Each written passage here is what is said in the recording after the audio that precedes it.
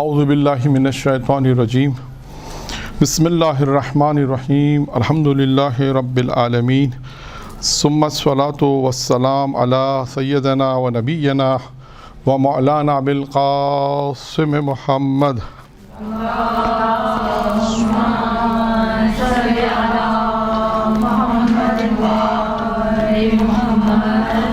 وأهل بيته الطيبين الطاهرين المعصومين المنتخبين الميامين اما بعد۔ آج کی جو ہماری گفتگو ہے وہ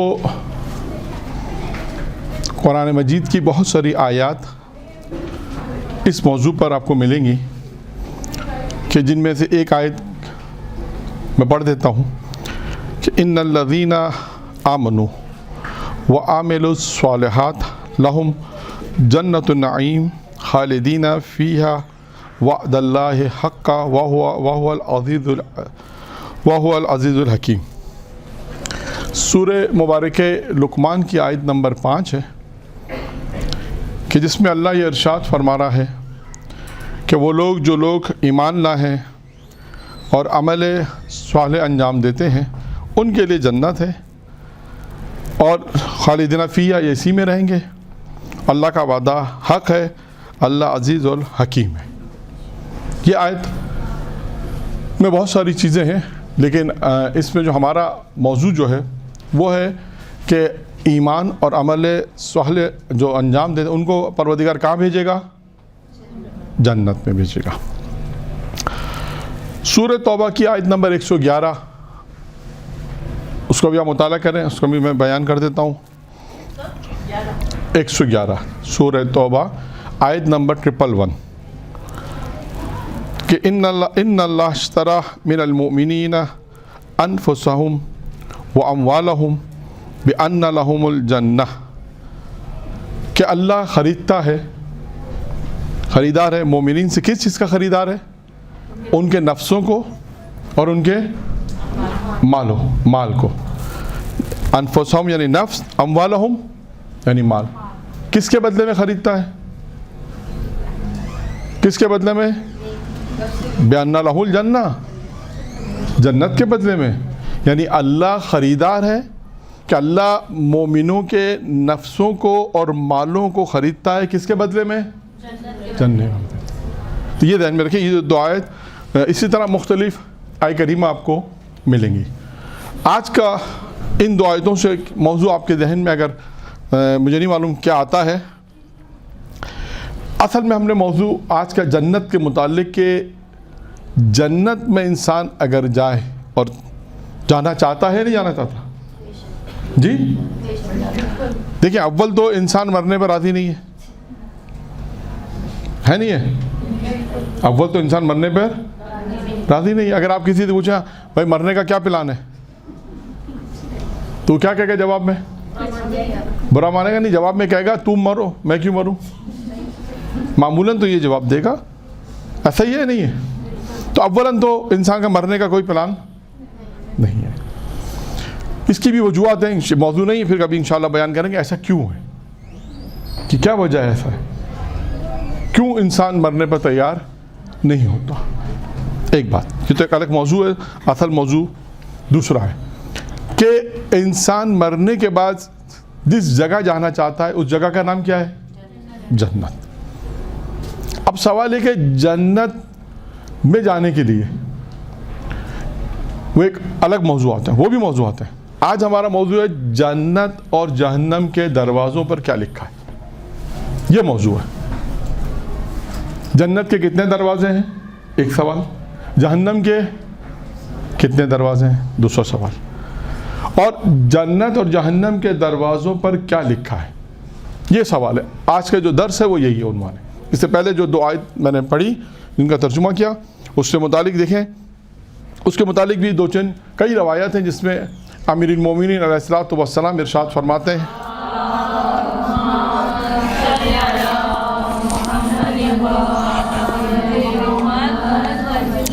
کہ جنت کی قیمت کیا ہے؟ جنت کی قیمت کیا ہے؟ عمل صالح۔ پھر فرماتے ہیں کہ جنت کی قیمت، دوسری روایت، جنت کی قیمت دنیا سے روح گردانی، یعنی دنیا سے دوری. بات وہی ہے کہ جب انسان دنیا سے دور اختیاری کرے گا تو عمل صالح انجام دے گا. بات تو یہ، لیکن امیر المومنین نے الگ الگ طریقے سے اس کو بیان کیا ہے. پھر ایک اور روایت ہے امیر المومنین کی کہ جو شخص اپنی جان کو جنت کے علاوہ کسی اور چیز کے بدلے میں بیچے گا تو اس پر مشکلات سخت ہو جائیں. اچھا، ایک چیز اور میں بتا دوں کہ دیکھیے میں کم ریپیٹ کروں گا، بہت کم، کیونکہ آج کا جو درس ہے وہ زیادہ تر پوائنٹس کی صورت میں. آپ اس کو سن لیں یا جتنا لکھ سکتی تھے، کیونکہ ہر جملہ، کیونکہ بہت سارے آج جو ہے وہ ٹوٹل درس جو ہے وہ پوائنٹس کی صورت میں، تو میرے ریپیٹ کرنا پورا درس بار بار مشکل ہوگا. یا تو آپ اس کو پہلے سن لیں، بعد میں جب ریکارڈ ہو رہا ہے تو اس کو وہاں سے اتار لیجیے گا، کیونکہ مشکل ہے کہ آپ لکھتی بھی جائیں پورا درس، اور کیونکہ کچھ چیزوں میں توجہ دلانی ضروری ہے. تو بہتر یہی ہے کہ آپ اس کو جو ہے وہ ریکارڈ کر کے، بعد میں ریکارڈ ہو رہا ہے بعد میں اس کو اتار لیجیے گا، تو آپ کے لیے آسانی ہے. کیونکہ آج کے جتنے درس اس میں حدیثیں ہیں یا روایت آئیں گی یا نکات ہیں سارے، تو آپ کو بار بار لکھنے میں مشکل ہے، کیونکہ میں بار بار ہر چیز تکرار کروں گا تو ٹائم زیادہ لگے گا. ٹھیک ہے، تو اس لیے میں نے آپ کے پہلے آپ کو یہ اعلان کر دیا کہ آپ سن لیں، غور سے سنیں کہ جنت کے کتنے دروازے ہیں، ہر دروازے پہ کیا لکھا ہے، جہنم کے کتنے دروازے ہیں، اور ہر ایک پہ کیا کیا لکھا ہے. یہ اصل موضوع آج کا. اس موضوع کو شروع کرنے سے پہلے اس لیے مقدمے کے طور پر 2 آیت قرآن مجید کی، اس کا ترجمہ پیش کیا، امیر المومنین کی 3 روایت پیش کی جنت کے متعلق. آخری روایت صرف ریپیٹ کر دوں کہ جو شخص اپنی جان کو جنت کے علاوہ کسی اور چیز کے بدلے میں بیچے گا، اگر بیچتا ہے تو اس پر مشکلات سخت ہو جائیں گے. اب دیکھیے، جنت میں جانے کے لیے سب سے ضروری جو چیز، سب سے پہلے جو چیز ہے وہ کیا ہے؟ جنت کس کے لیے؟ مومنوں. لیکن مومنوں کے لیے بھی ایک شرط ہے. کیا شرط ہے وہ؟ نہیں. ہاں، امیر المومنین کی ولایت شرط ہے. اس کے بعد ہی ساری چیزیں قبول ہے. ولایت کے بعد جتنی چیزیں آپ نے بیان کی، تقوی، نماز، روزہ، حج، زکوٰۃ، تمام عبادات، یہ کس کے بعد ہے؟ ولایت مومنین کے بعد ہے. تو پہلی چیز کیا شرط ہے؟ ولایت. اب آئیے دیکھیں، جنت یعنی اس کا مطلب یہ ہو کہ جو جنت تقسیم کرنے والا ہے اس کی محبت ہوگی تو وہ جنت آپ کے حصے میں آئے گی. ایک نقطہ. دوسرا ہے کہ ہم چاہتے ہیں کہ جنت میں جائیں، جیسے آپ نے سب نے بیان کیا، مرنے کے بعد کیا خواہش ہے؟ جنت میں جائیں. اور جنت کی کیا خواہش ہے؟ اگر جنت سے پوچھیں، جنت سے پوچھیں وہ کیا ہے؟ اس کی خواہش کیا ہے کہ علی میرے پاس آئے. یعنی جنت فخر کرتی ہے امیر المومنین کے اوپر. اور آسان انداز میں کہہ دوں، یعنی جنت کی خواہش ہے 4 شخصیتیں فخر کرتی ہے، اس میں ابو ذر، مقداد، سلمان اور امیر المومنین. یہ روایت پہ ہے کہ جنت مشتاق ہے ان 4 شخصیت کی. مشتاق سے کیا ہونا ہے؟ دیدار ہے. یعنی جنت کی خواہش ہے کہ اگر جنت، جیسے ہم جنت میں جانے پہ فخر کرتے ہیں، جنت علی کے اوپر فخر کرتی ہے کہ میں اس بات پہ فخر کرتی ہوں کہ جنت میں علی ہے. اور لیکن جنت کو یہ نہیں معلوم کہ اس کو تقسیم کرنے والا بھی علی ہے. ٹھیک ہے، یہ ایک مقدمہ تھا کہ فضائل، 2-4 نقطے جنت کے حوالے سے، کہ ویسے پوری ایک گفتگو ہے جنت کے اوپر. خیر، یہاں تک تھوڑی سی گفتگو ہم نے بیان کی کہ جنت تقسیم کرنے والا کون، جنت کس پہ فخر کرتی ہے، ہمیں اگر جنت میں جانا ہے تو پہلے کس کی محبت ہونی چاہیے. ایک قرآنی آیت میں ہم نے بیان کیا، 2 آیتیں پیش کی. پہلی آیت کا ترجمہ یہ تھا کہ ایمان اور عمل صالح کے لیے جنت ہے، اسی میں رہیں گے. پھر اس کے بعد دوسری آیت میں اللہ جو ہے وہ خریدتا ہے مومنوں کے نفسوں کو، مال کو خریدتا ہے جنت کی عوض میں. اب آئیے، اور یہ روایت ہے عبداللہ ابن مسعود سے، وہ کہتے ہیں کہ رسول خدا حضرت محمد مصطفیٰ صلی اللہ علیہ وآلہ وسلم نے فرمایا،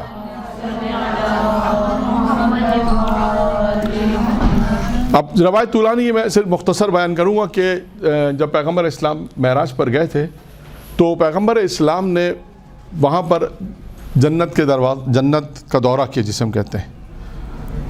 اور بعد میں جہنم کے اس کا بھی دورہ کیا، وہ بھی دیکھا جہنم کے دروازوں پہ کیا لکھا ہے، جنت کے دروازوں پہ کیا لکھا ہے۔ اس کے بعد اب آتے ہیں جنت کے 8 دروازے۔ پیغمبر فرماتے ہیں جنت کے 8 دروازے ہیں، اور ہر دروازے پر ایک سطر لکھی ہے، ایک لائن پوری لکھی ہے۔ وہ لائن کیا لکھی ہے کہ جنت کے ہر دروازے پہ یہ لکھا ہے کہ لا الہ الا اللہ محمد الرسول اللہ اور علی ولی اللہ۔ جنت کے ہر دروازے پہ یہ لکھا ہے، ٹھیک ہے۔ ہو سکتا ہے میں بیان کرنے میں اگر ریپیٹ نہ کروں، لیکن کوشش کروں گا کہ ریپیٹ کروں کہ جنت کے ہر دروازے پر یہ عبارت، سب سے پہلی عبارت یہ لکھی ہے کہ لا الہ الا اللہ محمد رسول اللہ اور علی ولی اللہ، ٹھیک ہے۔ اس کے بعد پھر کیا لکھا ہے، آتے ہیں جنت کے پہلے دروازے پہ یہ عبارت پھر کہ جو ہر چیز کا ایک راستہ ہوتا ہے، یا یوں کہیے کہ ہر چیز کا ایک راستہ ہوتا ہے۔ دنیا میں خوش زندگی گزارنے کا کیا طریقہ ہے نا؟ آپ کو کیوں مثال دوں کہ دیکھیں ہر چیز کا کوئی نہ کوئی حل ہوتا ہے، کوئی راستہ ہوتا ہے۔ تو دنیا میں اگر انسان اچھی زندگی گزارنا چاہتا ہے تو کیا کرے؟ یہ سوال ہے۔ پیغمبر اسلام نے کہا جنت کے پہلے دروازے پہ لکھا ہے اگر کوئی دنیا کے اندر اچھی زندگی گزارنا چاہتا ہے تو 4 کام کرے۔ کتنے کام کرے؟ 4 کام کرے۔ نمبر 1 کیا ہے؟ قناعت۔ قناعت کسے کہتے ہیں؟ کم پر اکتفا کرنا۔ اور اس کی اور کیا تعریف کریں گے؟ اس پہ راضی و خوش رہنا۔ اور جی جو چیز اور قناعت کہتے ہیں، آپ سب کا تقریباً مفہوم یہی ہے کہ جو جتنا اللہ نے دیا ہے اسی میں گزارا کرنا۔ جیسے اردو میں ایک محاورہ استعمال کرتے ہیں، کیا محاورہ استعمال کرتے ہیں؟ ہاں جی، قناعت یہی ہے کہ جتنا اللہ نے دیا ہے انسان اس پہ قناعت ہو جائے۔ نمبر 1 کیا ہے؟ قناعت۔ نمبر 2 ترک کینہ، کسی سے کینہ نہ کرے۔ نمبر 3 ترک حسد۔ نمبر 4 ہے اولیاء خدا اور اہل خیر کے ساتھ آمد و رفت رکھنا، ان کے ساتھ بیٹھنا، یعنی اچھے لوگوں کے ساتھ آمد و رفت رکھنا، اچھے لوگوں کے ساتھ بیٹھنا، خیر لوگوں کے ساتھ بیٹھنا جو اہل خیر ہے، اور جو اولیاء خدا ہیں، اللہ کے دوست، اللہ کے اولیاء، اللہ جن سے محبت کرتا ہے۔ اللہ کے دوست مراد ہے اللہ جن سے محبت کرتا ہے، ایسے افراد کے ساتھ انسان آمد و رفت رکھ کے اٹھنا بیٹھنا ان کے ساتھ۔ 4 چیزیں ہو گئیں دنیا میں اچھی زندگی گزارنے کا طریقہ، ان 4 باتوں میں۔ جنت کے دوسرے دروازے پہ کیا لکھا ہے؟ کلمہ وہی ہے جو میں نے عرض کیا، وہی جملہ لکھا ہے لا الہ الا اللہ محمد رسول اللہ علی ولی اللہ، یہ لکھا ہے۔ اس کے بعد اب کوئی چاہتا ہے آخرت میں، کوئی چاہتا ہے کہ آخرت اچھی ہو، جیسے دنیا میں گزارنے کا طریقہ آ گیا۔ اگر آپ سے کوئی پوچھے کہ آخرت میں، پوچھتے ہیں لوگ آخرت اچھی ہو جائے، کیا کام کرے گا انسان آخرت میں سکون حاصل ہو جائے؟ تو اس کے لیے فرمایا، پیغمبر فرماتے ہیں جنت کے دوسرے دروازے پہ لکھا ہے کہ اگر چاہتے ہو کہ آخرت اچھی ہو، جسے ہم کہتے ہیں آخرت اچھی ہو، تو 4 کام کرو۔ ہر ایک میں 4 کام ہیں۔ ہر ایک میں کتنے کام ہیں؟ 4۔ 8 چوکے 32، یہ تو 32 کام ہوں گے۔ اور جہنم کے کتنے دروازے بتائے؟ 7۔ ہر ایک پہ 3 باتیں، کتنی ہو گئیں؟ 21۔ 53 اور 21، 32 اور 21، 53۔ تو آج کی جو گفتگو میں 53 پوائنٹس ہیں، یہ 53 پوائنٹ، اس لیے میں نے کہا کہ اس کو آپ بعد میں لکھیں۔ نمبر 1 اس میں آج یہی ہے، حدیثیں میں نے شروع میں بیان کر دی، اب صرف جنت کے دروازے اور ان پہ کیا لکھا ہے اور ان کے متعلق گفتگو۔ جہاں کچھ چیزیں تھوڑا سا آئے گا تفصیلی، میں اس کو تھوڑا تفصیل سے بیان کر دوں گا، باقی جو ہے وہ تاکہ آپ کو یاد کرنے میں بھی آسانی ہو جائے۔ اور لکھ تو بعد میں لیجئے گا، ٹھیک ہے۔ نمبر جنت کا دوسرا دروازہ، آخرت میں جو چاہتا ہے کہ آخرت میں خوبی ہو، آخرت کی خوبی 4 چیزوں میں۔ نمبر 1 کیا ہے؟ یتیم اور سرپرست پر مہربانی، جو یتیم ہیں ان کی سرپرستی کرے، یتیم کے خرچے کو اٹھائے، یتیم کی دیکھ بھال کرے، یتیم کے ساتھ شفقت اور محبت سے پیش آئے۔ اب دیکھیں اس کے بہت فائدے ہیں، یہ تو ایک دیکھیں یعنی اگر انسان دنیا کے اندر یتیم کے ساتھ مہربانی کر رہا ہے، मोहब्बत से पेश आ रहा है, यतीम का खर्चा उठा रहा है। ठीक है, बहुत से लोग करते हैं, फ़ोन करके कहते हैं हमें मौलाना हम चाहते हैं यतीम के स्कूल की फ़ीस दे दें, चाहते हैं कि उसके अखराजात बर्दाश्त करें। इसका नतीजा क्या नहीं कि फ़ायदा क्या नहीं कि आखिरत के लिए ये बेहतर है। पहला काम कि यतीम की सरपरस्ती, यतीम के साथ अच्छे तरीके से पेश आना, यतीम के साथ मोहब्बत से पेश आना, ये तमाम चीज़ें उसमें आएंगी। दूसरा है कि बेवाओं का ख्याल करना। इसी तरह है कि जो ख़वातीन जिनके शौहर का इंतकाल हो गया है, परेशान है, मुश्किल में है, उनके बच्चों की सरपरस्ती करना, बेवाओं का ख्याल करना, ये भी अल्लाह को बहुत पसंद है। देखिए जन्नत के दूसरे दरवाजे पे लिखा आखिरत की खूबी में खूबी है। अगर कोई चाहता है कि आखिरत में अच्छा, जिसे हम कहते हैं ना उर्दू में एंड अच्छा हो, आखिरत के लिए अच्छा ही चाहता है, तो वो दुनिया के अंदर बेवाओं का ख्याल करे और उनकी सरपरस्ती करे। और उनका ख्याल करने से मुराद वही है कि सरपरस्ती करे, उनकी मुश्किलात को हल करे, उनके साथ जितना ताउन हो सकता है इंसान उतना ताउन करे। फिर उसके बाद तीसरी चीज़ है, वो बहुत अहम है कि मोमिनों की हाजत रवाई के लिए कोशिश करना। देखिए एक दफ़ा होता है कि आप इंसान कर सकता है, ये एक अलग चीज़ है। एक दफ़ा कि आपके पास कोई आया, आपके पास नहीं है, आपने कहा अच्छा मैं कोशिश कर सकती हूँ कि तुम्हारे लिए किसी से बात करूँ, ये इसमें भी कितना अहम है। एक आप दे दें तो कितना सवाब होगा वो अलग मकाम है। यानी सिर्फ अगर आपने कहा मेरे पास नहीं है, मैं कोशिश करके किसी से बात करके आपकी मुश्किल को हल करा दूं, ये भी अल्लाह को कितना पसंद है। सोचा आप सोचें, आप ये सोचें कि अगर ये इतना पसंद है तो किसी की मदद करना उससे ज़्यादा कितना अल्लाह को पसंद होगा। कोई आपके पास आए, आपने उसकी माली मदद कर दी, किसी तरह भी उसकी मुश्किल को हल किया, ये अल्लाह को कितना पसंद होगा। तो जन्नत के दूसरे दरवाजे भी ये लिखा है कि अगर कोई आखिरत में चाहता है अच्छाई हो, आखिरत के लिए अगर बेहतरी चाहता है, आखिरत के लिए चाहता है, आखिरत की 4 खूबियाँ हैं, तो तीसरी खूबी क्या है कि मोमिन की हाजत रवाई के लिए कोशिश करना। मैंने आपको मिसाल भी दे दी। कोशिश से क्या मुराद है, अगर आप नहीं कर सकती तो आप कम से कम अपने कहा ठीक है आप मुझे कल फ़ोन करें, 1-2 दिन बात करें, मैं किसी से बात करके आपकी मुश्किल को कोशिश करती हूँ। आपने किसी को फ़ोन किया, किसी से उसका जिक्र किया, नहीं वो अलग मसला है, हो सकता है ज़रूरी नहीं कि आपके कहने पर दे भी दे, फ़र्ज़ करें नहीं हुआ, लेकिन आपका ये कोशिश करना भी अल्लाह को पसंद है आखिरत की खूबी में। और चौथा क्या है, फ़क़रा और मसाकीन की मदद करना। देखिए इसमें तमाम चीज़ों में अगर आप इसको नोट करें तो इसमें ज़्यादातर मुश्किलात को हल करने हैं। आखिरत में देखें, यानी आखिरत में जो चीज़ें इंसान को पहुंचाएंगी, या आखिरत की खूबी क्या है कि दुनिया के अंदर लोगों की मदद। देखिए चारों को अगर आप गौर से देखें, नतीजा क्या निकलेगा। देखिए यतीमों की मदद है, माली मदद है, इसमें बेवाओं की मदद, इसमें भी माल का हिसाब है। मोमिनों की हाजत रवाई में कोशिश करना, इसमें भी अगर आप किसी से कोई इसकी मदद करें, इसमें भी माली मदद है। और चौथा फ़क़रा मसाकिन की मदद करना। यानी आप देखें इसमें इन्फाक का इन्वॉल्वमेंट ज़्यादा है, माल का इन्वॉल्वमेंट, पैसे का इन्वॉल्वमेंट ज़्यादा है। यानी ये भी कितना अहम है कि अल्लाह ये भी चाहता है कि दुनिया में इंसान पैसा खर्च करे, दुनिया में इंसान दूसरों का ख्याल करे।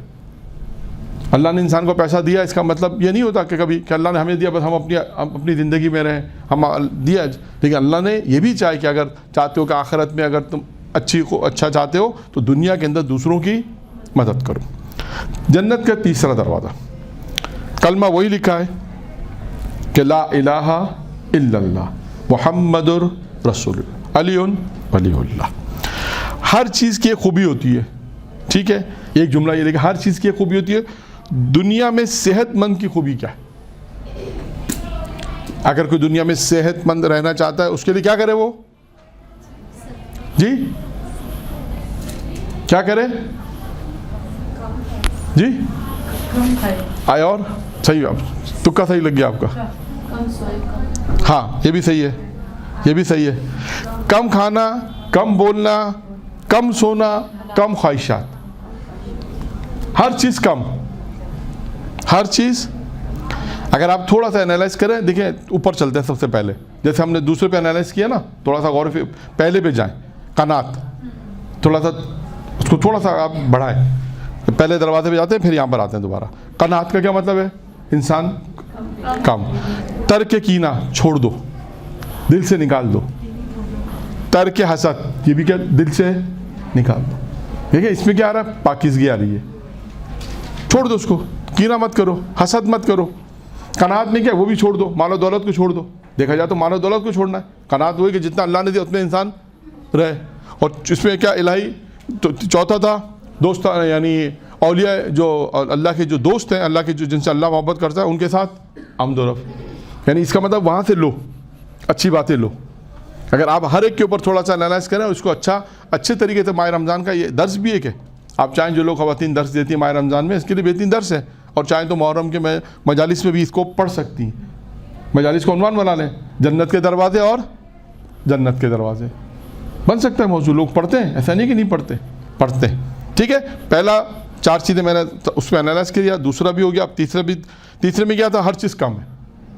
تیسرے دروازے میں کیا ہے, دنیا میں انسان ہر چیز کی خوبی ہوتی ہے. دنیا میں صحت مند کی کیا خوبی ہے, کم کھائے, کم سوئے, کم بولے, کم خواہشات, ہر چیز کم. آ جائیں جنت کے چوتھا دروازہ. چوتھے دروازے پہ وہی لکھا ہے, سب سے پہلے کیا لکھا ہے, لا الہ الا اللہ محمد رسول اللہ, محمد رسول علی ولی اللہ. جو شخص اللہ اور روز قیامت پہ ایمان رکھتا ہے, اسے چاہیے وہ 4 کام کرے. جو شخص اللہ اور روز قیامت پر ایمان رکھتا ہے, اسے چاہیے 4 کام. کیا کرے 4 کام؟ جو شخص اللہ اور روز قیامت, اب یہ دیکھیں یہ جملہ تکرار ہوگا. یعنی یہ جملہ کون سا جملہ, جو شخص اللہ پر اور روز قیامت میں ایمان رکھتا ہے, اسے 4 کام. پہلا کام کیا کرنا چاہیے, مہمانوں کا احترام کرے اور ان کی مہمان نوازی کرے. یہ امیر المومنین کو بہت پسند ہے, روایت پہ ہے نا, کیا امیر المومنین کو یہ بہت پسند ہے. یعنی کیا چیز پسند ہے, مہمان نوازی. میں نے شاید پہلے بھی عرض کیا تھا, یاد نہیں ہے, یا آپ کی کلاس کی دوسری کلاس میں, کہ جب مہمان آتے ہیں تو ہم مہمان سے کیا پوچھتے ہیں, آپ یہ پوچھتے کیا کھائیں گے, تو پھر بھی احترام ہو گیا نا. تو پھر تو احترام نہیں, ہم مہمان سے یہ پوچھتے ہیں کہ آپ کھانا کھا کر آئے ہیں یا گھر جا کے کھائیں گے.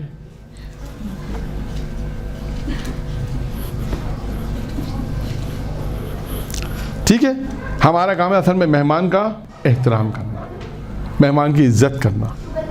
کیونکہ روایت میں ہے کہ جب مہمان آتا ہے تو برکتیں لے کر آتا ہے, اور جب جاتا ہے تو پریشانیاں لے کے جاتا ہے. تو انسان جو اللہ پر اور روز قیامت پر ایمان رکھتا ہے, اس کا پہلا کام کیا ہے, مہمان نوازی,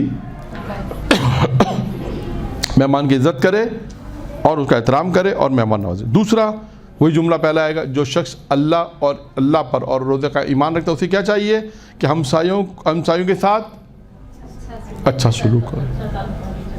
یہ بہت چھوٹا جملہ ہے, لیکن آپ خود سوچیں کہ آپ کا کوئی ایسا عمل نہ ہو جس سے آپ کے ہمسائے کو تکلیف پہنچے. یہ آپ کو سوچنا ہے. اور یہ اکثر شکایتیں ہوتی ہیں آپس میں, جب مومنین ساتھ رہتے ہیں, جہاں فلیٹ میں, گھروں میں, وہاں بہت مشکل ہے. اس چیز کا دھیان رکھنا چاہیے کہ ہماری ذات سے کسی کو تکلیف ہونی چاہیے. ہم پڑھتے تو ہیں, پریکٹیکل لائف میں اصل مسئلہ ہے. حتیٰ یہ بھی میں آپ کو عرض کروں کہ یہ بھی بہرحال وہی والی بات ہے, بہت سی مجبوریاں تھی کہ دوپہر کے ٹائم پہ اکثر لوگ, اگر آپ اپنا گھر بنوا رہے ہیں, کمرہ کو صحیح کروا رہے ہیں, مثال دے رہا ہوں, اب وہ ٹھک ٹھک ٹھک ٹھک کام ہو رہا ہے, ان کے سونے کا ٹائم ہے, ایسا ہوتا ہے.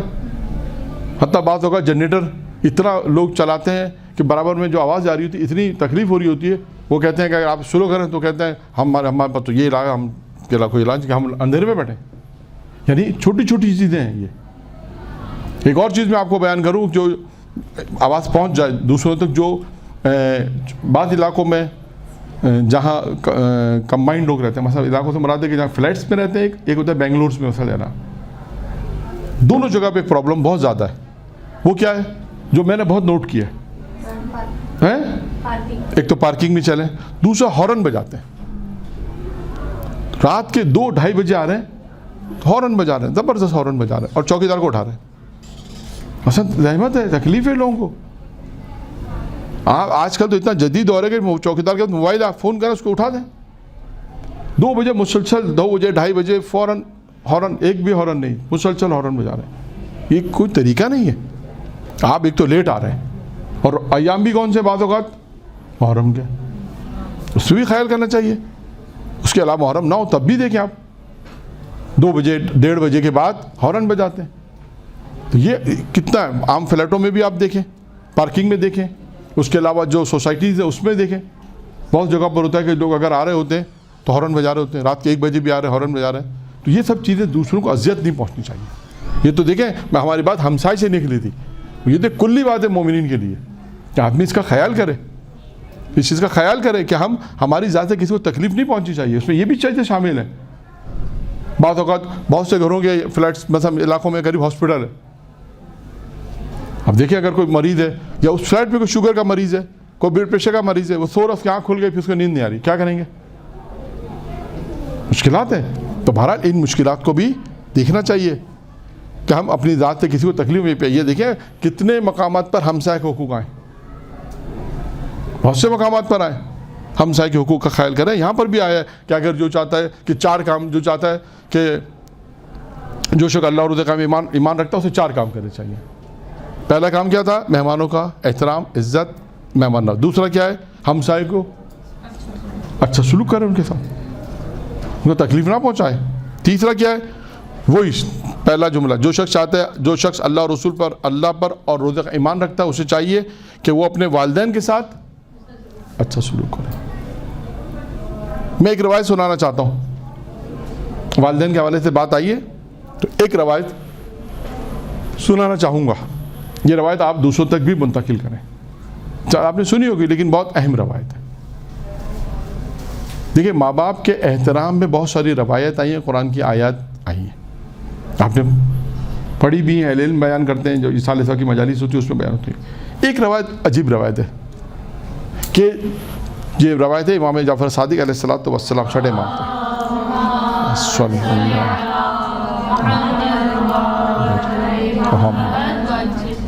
دیکھیں ماں باپ کے لیے قرآن نے جو لفظ استعمال کیا کہ انہیں اف تک بھی نہ کہو.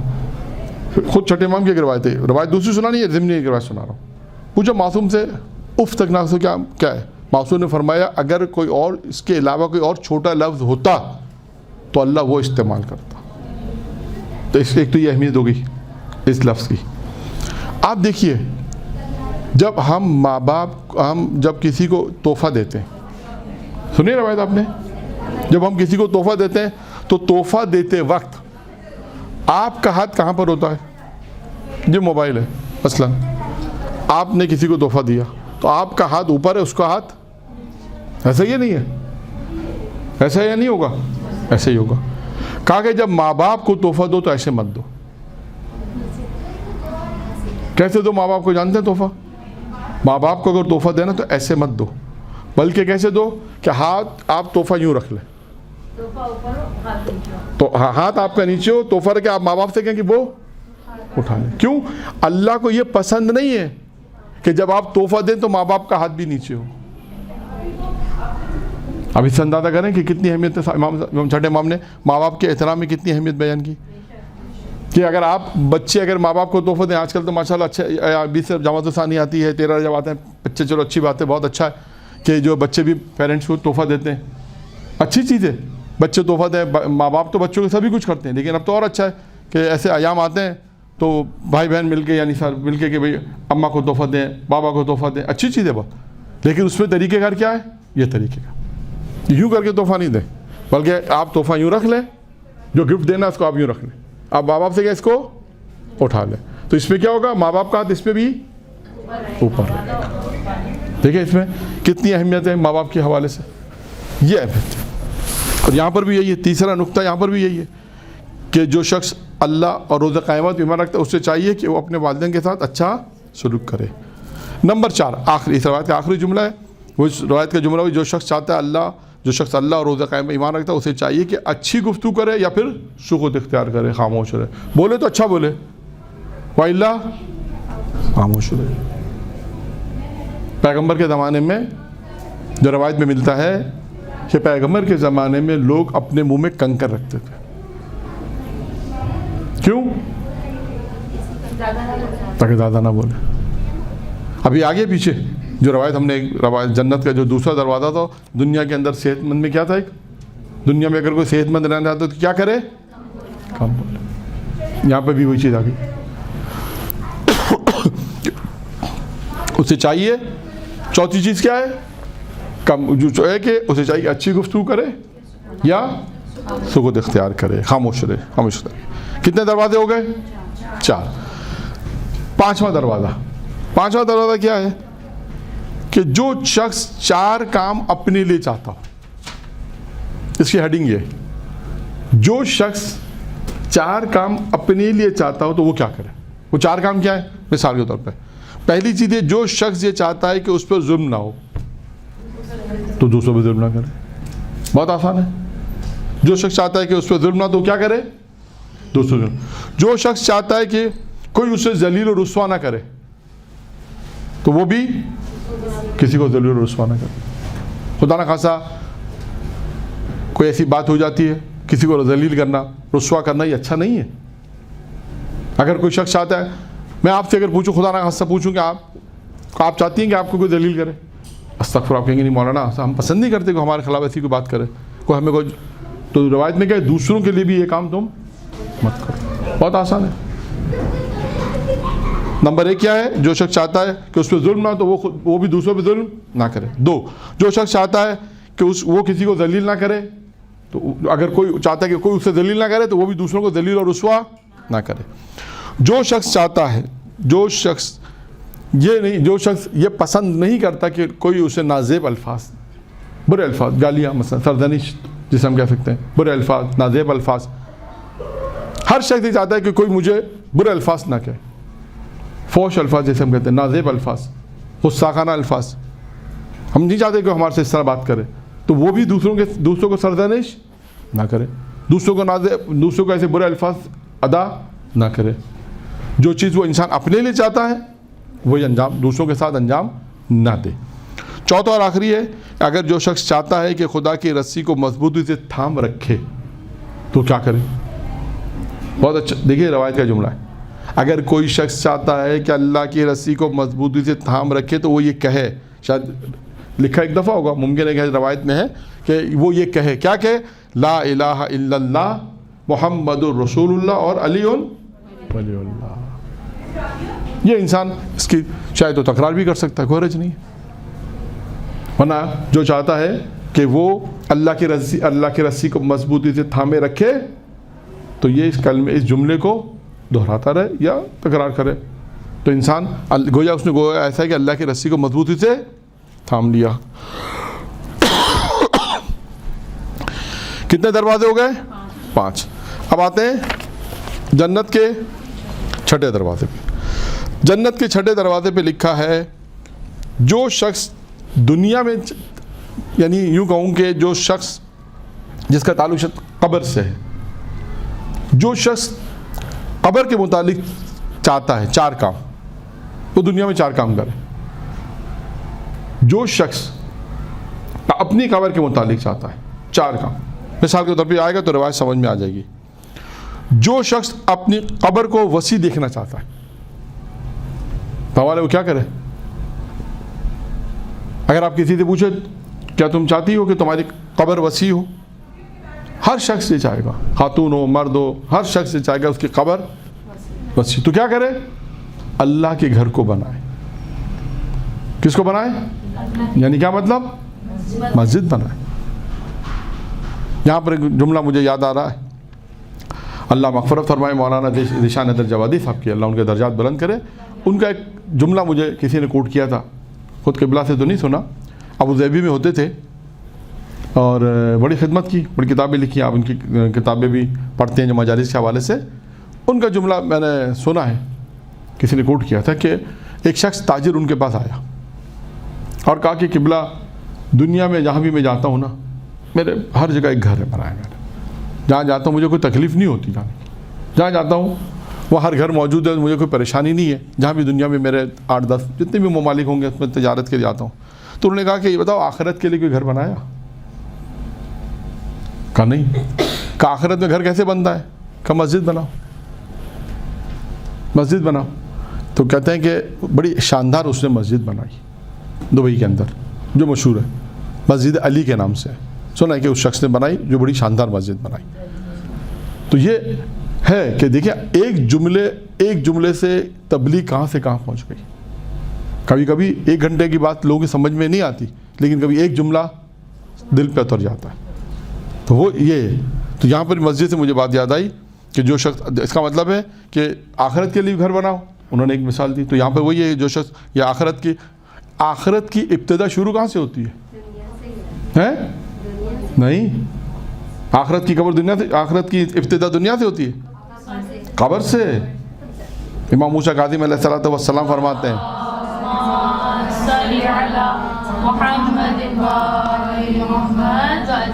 جہاں تک مجھے مفہوم روایت یاد آ رہی ہے وہ یہی ہے کہ دنیا کی یعنی آخرت کی ابتدا قبر سے ہے.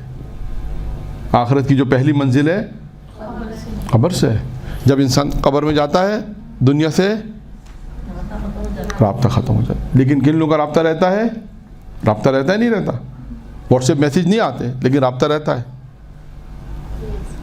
واٹس ایپ میسیج تو نہیں آ سکتے وہاں پر، لیکن رابطہ کون سا؟ عمل صالح، صدقہ جاریہ، نیک عمل. یہ مسجد بنائی، جب مسجد بنائی تو قبر وسیع ہو گئی. جتنے بھی دنیا میں نیک عمل انجام دیے ہیں اور وہ صدقہ جاریہ ہیں، آپ کا رابطہ ان سے، وہ نیکیاں آپ کی چل رہی ہیں، کام آ رہی ہیں. تو پہلی چیز کیا ہے؟ جو اپنی قبر کو وسیع کرنا چاہتا ہے، وسعت دینا چاہتا ہے، اسے چاہیے کہ وہ مسجد بنائے. 2، جو شخص چاہتا ہے کہ اس کی قبر میں کیڑے نہ ہوں، یعنی اس کے بدن کو کیڑے نہ کھائیں. بہت آسان جملہ، یعنی اس کے بدن کو کیڑے نہ کھائیں. اسے چاہیے کہ مساجد میں جھاڑو دے. عورتیں کیا کریں؟ عورتیں مساجد میں نماز پڑھنے جاتی ہیں؟ کیا کریں گا؟ نہیں، مساجد میں نماز پڑھنے جاتی ہیں؟ نہیں جاتی؟ جاتی ہیں. ہاں، جتنی بھی جاتی ہیں بالآخر جہاں جاتی ہیں، جو پورشن آپ کے حصے میں اس کو جھاڑو دیں. ہے کراچی کی بہت زیادہ نہیں ہے البتہ، لیکن جہاں بھی ہے. اور کبھی ایسا ہوتا ہے کہ مسجد میں بہرحال یہ ایک ہے نہیں، امام بارگاہ کے الگ ہے، امام بارگاہ کے مسائل الگ ہیں، مسجد کے مسائل الگ ہیں. تو یہ مسجد کا ذکر ہے. لیکن وہ خواتین کا جو حصہ اگر مسجد میں آتا ہے، نہیں اور بھی ہے، میں آپ کو بتاؤں، نیر رضویہ میں، مسجد محمدی ڈیرہ میں عورتوں کی جماعت وہاں ہوتی ہے، نیر رضویہ میں وہاں جماعت ہوتی ہے. نہیں، ہاں ایک بار لگائیں یا مسلسل لگائیں وہ الگ مسئلہ ہے، لیکن البتہ یہ مشکل ہے خواتین، کیونکہ اکثر جگہ جماعت خواتین کی نہیں ہوتی ہے. مشکل ہے، میں نہیں کہہ رہا ہوں کہ آسان ہے، لیکن جہاں موقع مل جائے، مثلا آپ اس کو یوں کہہ لیجئے، جہاں موقع مل جائے. مثلا کے طور پہ آپ نیر رضویہ کسی سے ملنے گئیں، فرض کر لیتے ہیں، تو آپ نے کہا وقت نماز کا، چلو مسجد چلتے ہیں، وہاں عورتوں کی خواتین نماز ہوتی ہے. تو آپ گئیں، آپ کو موقع مل گیا، آپ نے وہاں کا صفائی کر لیتے ہیں. چلو مثلا محمدی ڈیرہ گئیں، مجلس میں گئیں، کسی کام سے گئیں، جہاں جہاں آپ کے علم میں ہے کہ یہاں نماز جماعت جو ہے خواتین کی بھی جماعت ہوتی ہے، تو وہ آپ کو مسجد میں جانے کا چانس مل جاتا ہے، تو وہاں صفائی کرنے کا چانس بھی مل جائے گا. اس طرح مثلا جو میرے نالج میں ہو سکتا ہے، اور بھی جگہ ہوں، لیکن میرے نالج میں 2-3 جگہیں تھیں جو میں نے آپ کو ذکر کر دیا. کبھی ایسا بھی ہو سکتا ہے کہ آپ یہ بھی کر سکتی ہیں، مثال کے طور پہ کہ کہیں کہ اس کا ثواب بہت ہے. ہم نے روایت میں پڑھا ہے کہ آپ ہفتے میں ایک دن ہم 4-5 خواتین جو ہے آپ جہن سزا ہٹ جاتے ہیں، بعض اوقات مسجد خالی ہوتی ہے، ہم چاہتے ہیں کہ ہم جھاڑو دیں، ہو سکتا ہے دروازے سارے بند کر دیں، جائیں جھاڑو دے کر آ جائیں. یہ بھی ہو سکتا ہے. سارا دن تو مرد نہیں ہوتے مسجد میں، صبح کے اوقات میں نہیں ہوتے. مثلا بعض ایسے ٹائمنگ ہے جس میں اکا دکا کوئی نمازی آتے ہیں، ورنہ نہیں ہوتے بعض اوقات، تو اس ٹائمنگ میں جا کر یہ کام انجام دیا جا سکتا ہے.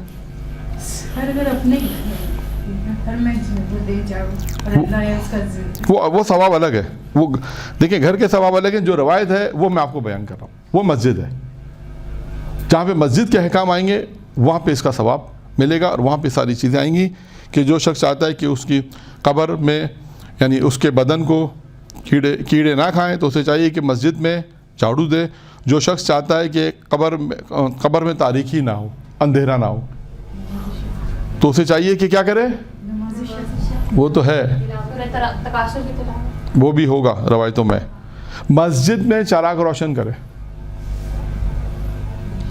اب آج کے دور میں تو آپ موم بتی دیکھی نہیں جا سکتی، لائٹ نہیں، چراغ روشن کرنے بتاتے رہو نہیں، یہاں انتظام کرے، لائٹوں کا انتظام کرے. یہاں مراد یہ چراغ روشن سے مراد یہ نہیں کہ جا کے بٹن کھول دیں،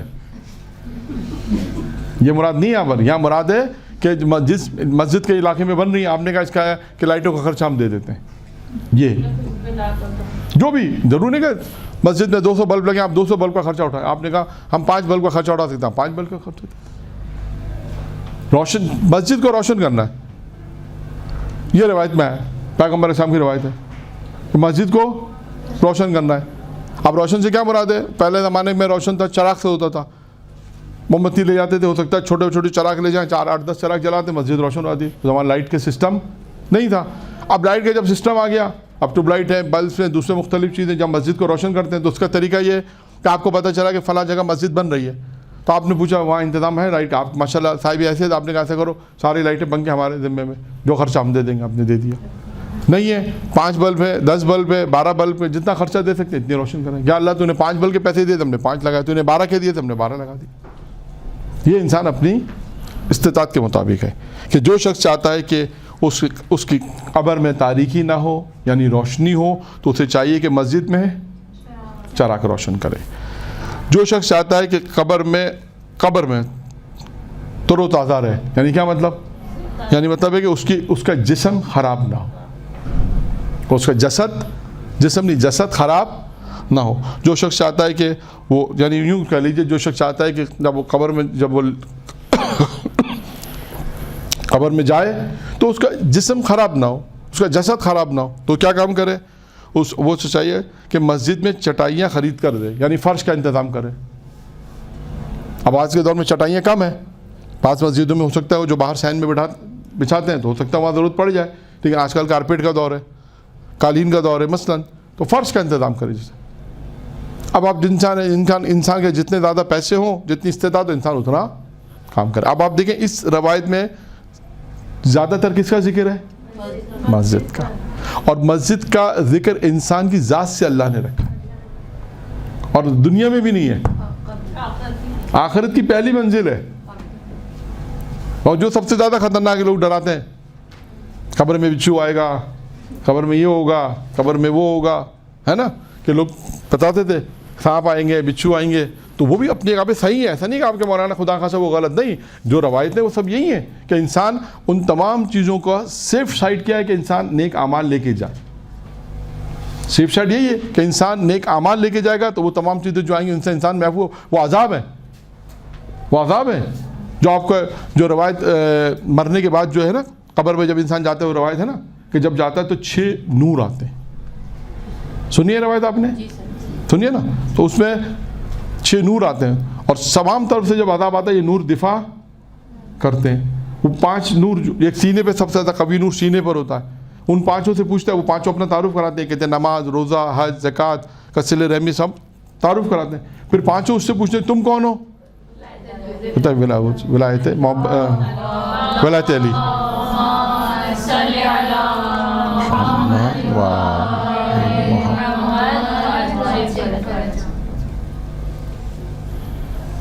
तो वो क्या जवाब देते हैं? वो जवाब देता है कि इन तब तुम, मैं सबसे ज़्यादा, वो कवि होता है तो वो कहता है कि तुम कौन हो? कहता है मैं इसके दिल में मोहब्बत अहले बैत। ठीक है, तो अब आप देखिए इस रवायत में, यानी इस टुकड़े में जन्नत के 6ठे दरवाजे का जो ताल्लुक़ है इंसान की कब्र से लेकर मस्जिद तक का ताल्लुक़ है। कब्र को वसअत चाहिए, मस्जिद बनाओ। कब्र आपके जिस्म सालिम रहे, कीड़े ना खाएं, मस्जिद में झाड़ू दो। कब्र में तारीकी ना हो, चराग जलाओ। कब्र में कब्र में आपका जसद ताज़ा रहे, ख़राब ना हो, मस्जिद में फ़र्श का इंतज़ाम करो। यानी आप देखेंगे ये सारी चीज़ें जब हैं तो एक इंसान मस्जिद के अंदर मस्जिद भी बनाएगा, फ़र्श का इंतज़ाम भी करेगा, चराग भी चलाएगा, और जो झाड़ू भी देगा, तो मस्जिद अल्लाह का घर आबाद हो जाएगा। कितने दरवाजे हो गए? 6 दरवाजे हो गए। आते हैं जन्नत के 7वें दरवाजे पर। 7वां दरवाज़ा ये है कि उस पर लिखा है वही कलमा, ला इलाहा इल्लल्लाह मुहम्मदुर रसूलुल्लाह अलीउन वलीउल्लाह। जो शख्स चाहता है कि उसका दिल रोशन हो ईमान की रोशनी से, दिल मुनव्वर हो किसकी रोशनी से? ईमान की रोशनी से, तो 4 काम करे। कितने काम करे? आवाज़ कम आ रही, कितने काम करे? 4 काम करे। नंबर 1, मरीज़ की इयादत। بیمار کی عیادت، جو مریض ہے ان کی عیادت۔ 2 نماز جنازہ میں شرکت کرے۔ 3 کفن خرید کر رکھے۔ 4 اپنے قرض کی ادائیگی کرے، جو اس پہ قرض ہے اس کو ادا کرے۔ یہ 4 ہے کہ جو شخص چاہتا ہے اس کا دل روشن ہو ایمان کی روشنی سے، تو یہ 4 کام انجام دے۔ 8واں اور آخری دروازہ، جنت کے 8 دروازے ہیں، آخری دروازے پہ کیا لکھا ہے؟ کلمہ وہی لکھا ہے کہ لا الہ الا اللہ محمد رسول اللہ علی ولی اللہ۔ اگر کوئی چاہتا ہے کہ جنت کے 8 دروازوں سے گزر جائے تو وہ کیا کرے؟ ہیں کیا کہہ رہا ہے؟ سوال جواب وہ ہوگا، وہ روایت میں ہوگا، وہ بھی ہوگا، لیکن اس روایت کی بات ہو رہی ہے اگر کوئی چاہتا ہے کہ جنت کے ان 8 دروازوں سے گزر جائے تو اس کے اندر بھی 4 صفتیں ہونی چاہیے۔ نمبر 1 پہلی صفت ہو سخی ہو، سخاوت کرے، سخی ہو، اور بغیر مانگے، بغیر سوال کیے دے عطا کرے، بغیر مانگے کسی کو عطا کر دے۔ سخی وہ ہے کہ جو سخاوت کرے، سخی ہو، اور اس کی خصوصیت کیا بیان کی ہے کہ کوئی اس سے تقاضا نہ کرے پھر بھی وہ دوسروں کی مدد کرے۔ 1 دوسرا اپنے اخلاق کو اچھا رکھے۔ تیسرا صدقہ دے۔ اب یہ صدقہ عام مز واجبات ہے، یعنی مستحب بھی اس میں شامل ہے، واجبات بھی، یعنی مال خرچ کرے۔ اب یہ مال خرچ کرنے میں واجبات میں خمس، زکوٰۃ، یہ ساری چیزیں آتی ہیں، مستحبات صدقہ دے، مستحب صدقے ہیں وہ دے، یہ ساری چیزیں اس میں آتی ہیں، یعنی مالی ادائیگی، مال کی ادائیگی اس میں صدقہ ہے۔ اب یہ صدقہ جو آپ دے رہے ہیں، کسی کی مدد کر رہے ہیں، یہ بھی ایک صدقہ آ گیا۔ خمس دے رہے ہیں، یہ بھی اس میں آ جائے گا۔ زکوٰۃ اگر واجب ہے مال میں تو وہ دے رہے ہیں، وہ بھی اس میں آ جائے گا، یعنی اس میں تعلق پھر مال کا آ گیا۔ اور اس کے بعد آخری کیا ہے؟ آخری یہ ہے کہ خدا کے بندوں کو تکلیف نہ پہنچائے۔ یہ 8 دروازے جنت کے ہیں جن پہ ہر ایک پہ 4 چیزیں لکھی تھیں، ہم نے بیان کر دی۔ جو چاہتا ہے کہ ان 8 دروازوں سے گزر جائے تو اس کے اندر پہلی چیز صفت سخاوت ہو، اپنے اخلاق کو اچھا کرے، مالی واجبات ادا کرے، مستحبات بھی ہے وہ بھی ادا کرے، واجب ہے تو وہ ادا، مستحب تو واجب نہیں ہے لیکن مستحب چیز واجب نہیں ہوتی، لیکن اگر وہ صدقہ دے رہا ہے تو اس کا یہ فائدہ ہوگا، ورنہ مالی واجبات ہیں تو بہرحال اسے ادا کرنے ہوں گے۔ اور آخری اور چوتھا ہے کہ خدا کے بندوں کو تکلیف نہ پہنچائے۔ تو یہاں تک ہماری گفتگو اختتام پہنچی جنت کے دروازوں پر، کہ جنت کے یہ سب روایت کون بیان کر رہے ہیں؟ ساری روایت رسول اللہ بیان کر رہے ہیں، ٹھیک ہے۔ آئیے چلتے ہیں کہاں پر؟ جہنم کے دروازوں پر۔ ہاں، پہلے دروازے پہ 3 جملے لکھیں، ہر دروازے پہ کتنے ہوں گے؟ 3 دن۔ پہلے دروازے پہ کیا لکھا ہے؟ 3 جملے۔ جھوٹوں پر اللہ کی لعنت، بخیل پر اللہ کی، جو بخیل ہے بخیلوں پہ اللہ کی لعنت، اور ظالموں پہ اللہ کی لعنت۔ 3 شخصوں پر لعنت ہے، جھوٹوں پر، بخیلوں پر، ظالموں، اللہ کی لعنت۔ دوسرے دروازے پہ لکھا ہے کہ جس شخص نے اللہ سے امید رکھی اور اللہ سے امید رکھی، اللہ سے وابستہ رہا، وہ شخص خوش نصیب ہے، وہ خوش نصیب ہوا۔ یعنی جو شخص اللہ سے وابستہ ہو جائے، اللہ سے امید رکھے، اللہ سے اپنے رشتے کو قائم کر دے، اللہ سے امید رکھے، اللہ سے وابستہ ہو جائے، تو پیغمبر فرماتے ہیں کہ جہنم کے دروازے پہ لکھا ہے وہ خوش نصیب ہوگا۔ 2 جس نے اللہ کا خوف رکھا وہ امن میں آئے گا۔ اللہ کا خوف سے کیا مراد ہے؟ پہلے بیان کر چکا ہوں شاید۔ اللہ کا خوف سے کیا مراد ہے؟ یعنی ہم کہتے ہیں اللہ سے خوف کرو، اس سے کیا مراد ہے؟ گناہوں سے بچے۔ اور اگر جس نے اپنے آپ کو گناہوں سے بچایا، اللہ کا خوف رکھا، وہ امن میں آ گیا۔ اور تیسرا جملہ ہے ہلاک ہونے والا ہے اور دھوکہ کھانے والا ہے وہ شخص جس نے غیر اللہ سے امید رکھی اور غیر اللہ کا خوف رکھا، یعنی ہلاک ہے وہ شخص، دھوکہ کھاتا ہے وہ شخص جو غیر اللہ سے امید رکھتا ہے اور غیر اللہ سے خوف کھاتا ہے۔ یہ جنت کے دوسرے دروازے پہ 3 باتیں یہ لکھی ہیں۔ پہلے دروازے پہ 3 باتیں ہو گئیں، دوسرے دروازے پہ بھی 3 باتیں ہو گئیں۔ جہنم کے تیسرے دروازے پہ لکھا ہے، کیا لکھا ہے؟ جو شخص قیامت میں عریان نہیں ہونا چاہتا، عریان کسے کہتے ہیں؟ بے لباس کو، بہت آسان، اس کا نیم البدل لفظ ہے بے لباس۔ جو شخص چاہتا ہے کہ قیامت میں بے لباس نہ ہو, دنیا میں کیا کرے؟ لوگوں کو لباس دے. لوگوں کو دیکھیں لباس دینے کا فلسفہ کیا سمجھ میں آیا؟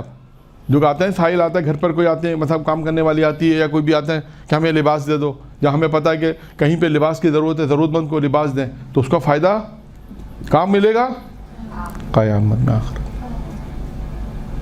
یہ ہے کہ اس طرح لوگوں کی مدد, اگر دنیا میں اگر کوئی بے لباس ہے تو اگر انسان چاہتا ہے کہ قیامت میں اگر با لباس وارد ہو تو دنیا کے اندر وہ دوسروں کو لباس دے, تاکہ ایک پروردگار اس کے عوض میں کیا کرے گا؟ اس کو قیامت میں لباس عطا کرے گا. ٹھیک ہے. ایک جو قیامت کے دن پیاسا رہنا نہیں چاہتا تو کیا کرے؟ کہاں؟ دنیا میں لوگوں کو, دنیا کے لوگ پانی پلائے, تو دنیا میں پیاسوں کو پانی پلائے. جو شخص قیامت میں بھوکا رہنا نہیں چاہتا تو دونوں کو کھانا کھلائے. دیکھا آپ نے, یعنی دنیا کے کام کا تعلق کس سے ہے؟ آخرت سے. لباس, پانی, کھانا, یہ 3 چیزیں بیان ہوئی ہیں اس میں, اور یہ 3 چیزیں بہت سخت ہیں انسان کی قیامت میں. جہنم کے دروازے پہ لکھا ہے, لوگوں کو کھانا کھلائیں کتنا ثواب ہے, لوگوں کو لباس دیں کتنا ثواب ہے, لوگوں کو پانی پلائیں کتنا ثواب ہے. اب ہر ایک چیز پہ ایک موضوع ایسا ہے جس پہ آپ تقریر تیار کر سکتی ہیں, ہر موضوع ایسا اس میں. لیکن ہمارا موضوع تقریر نہیں ہے, ہم تو آپ کے سامنے یہ صرف فہرست بیان کر رہے ہیں ابھی کہ جنت کے دروازے, جہنم کے دروازے, کس پہ کیا کیا لکھا ہے, یہ آپ کی نالج میں آ جائے تاکہ آپ کو پتا ہو کہ جنت کے دروازے پہ کیا, دنیا میں کیا کرنا ہے تو جنت کے دروازے پہ. خدا نہ خاصا جہنم کے دروازے پہ دیکھا اللہ نے پہلے ہی بتا دیا. اگر کوئی چاہتا ہے کہ دنیا آخرت کے اندر پیاسا نہیں آنا چاہتا, وہاں پیاسا رہنا نہیں چاہتا, دنیا میں پانی پلا. کوئی چاہتا ہے کہ وہاں بے لباس نہیں رہنا چاہتا, دنیا میں لباس. کوئی چاہتا ہے کہ میں قیامت میں بھوکا نہ رہوں تو دنیا میں کھانا کھلا. ٹھیک ہے. آتے ہیں کون سا دروازہ ہو گیا؟ چوتھا دروازہ. جہنم کے چوتھے دروازے پہ 3 باتیں لکھی ہیں. اللہ اسے ذلیل کرے گا کہ جس نے اسلام کی توہین کی ہے. اسلام کی توہین کوئی اللہ کی, اللہ اسے ذلیل کرے گا جس نے اسلام کی توہین کی. ایک, اللہ اسے ذلیل کرے گا جس نے نبی پاک یعنی حضرت محمد مصطفیٰ صلی اللہ علیہ وآلہ وسلم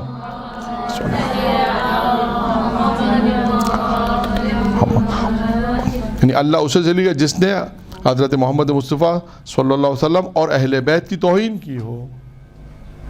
اللہ اسے ذلیل کرے. اور نمبر 3 کیا ہے؟ اللہ اسے ذلیل کرے گا جس نے مخلوق پر ظلم کرنے والوں کی مدد کی ہے.